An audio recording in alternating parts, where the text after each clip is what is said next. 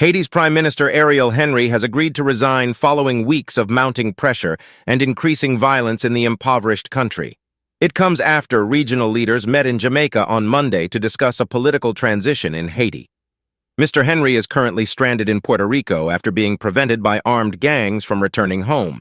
In a video address announcing his resignation, Mr. Henry urged Haitians to remain calm. "The government that I am leading will resign immediately after the installation of a transition council," Mr. Henry said. "I want to thank the Haitian people for the opportunity I had been granted. I'm asking all Haitians to remain calm and do everything they can for peace and stability to come back as fast as possible." Mr. Henry, who had led the country supposedly on an interim basis since July 2021, following former President Jovenel Moïse's assassination, had repeatedly postponed elections, saying security must be restored first. Many Haitians had questioned him governing the country for this long without an elected president. Heavily armed gangs have tightened their grip on the streets of the capital, Port-au-Prince, and attacked the main prison to help thousands of inmates escape. They also demanded the resignation of the unelected prime minister. The capital, Port-au-Prince, and the surrounding region is under a month-long state of emergency, while a curfew has been extended. Matthias Pierre, a former elections minister in Haiti, broke the news of Mr. Henry's resignation to the BBC's Newsday program before it was confirmed publicly. He described the current situation in the country as very precarious. "The police force is weak and more than 40 police stations are destroyed. The army is very limited and not equipped. Gang members occupy most of the Port-au-Prince downtown and some government headquarters.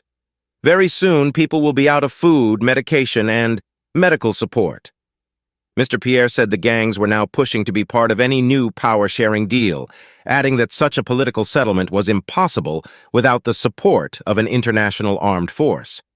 Mr. Henry had been in Kenya to sign a deal on the deployment of an international security force to help tackle violence when a coalition of gangs attacked police stations and stormed two of Haiti's largest prisons.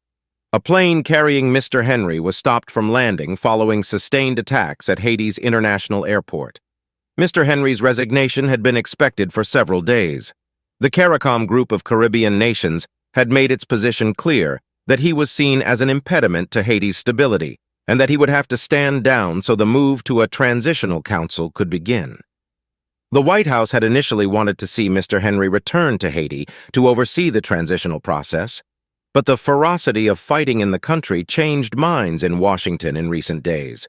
Without the support of either the U.S. State Department or his neighbors, it was clear that Mr. Henry had no alternative but to stand down.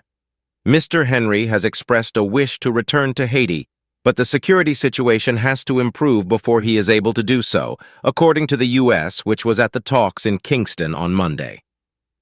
A senior U.S. official said Mr. Henry had first made the decision to step down on Friday, but he had waited for an official announcement so talks could take place. U.S. Secretary of State Antony Blinken committed a further $100 EM, pound 78 M, to the 1,000-strong UN-backed security force Kenya is expected to lead in Haiti.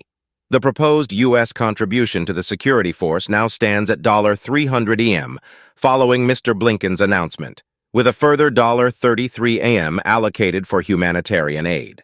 However, the top civil servant in Kenya's Foreign Affairs Ministry has told the BBC that its deployment of police to Haiti has been put on hold following Mr. Henry's resignation. Korir Singaway added that Kenya would wait for the installation of a new constitutional authority before further decisions were made.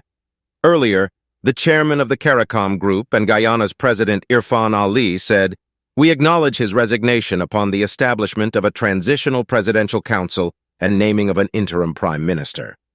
President Ali said the Transitional Presidential Council would have 2 observers and 7 voting members, including representatives from several coalitions, the private sector, and civil society, and 1 religious leader. The council has been mandated to swiftly appoint an interim prime minister, he said, adding that anyone intending to run in Haiti's next elections will not be able to participate. It is hoped the council will pave the way for the first elections in Haiti since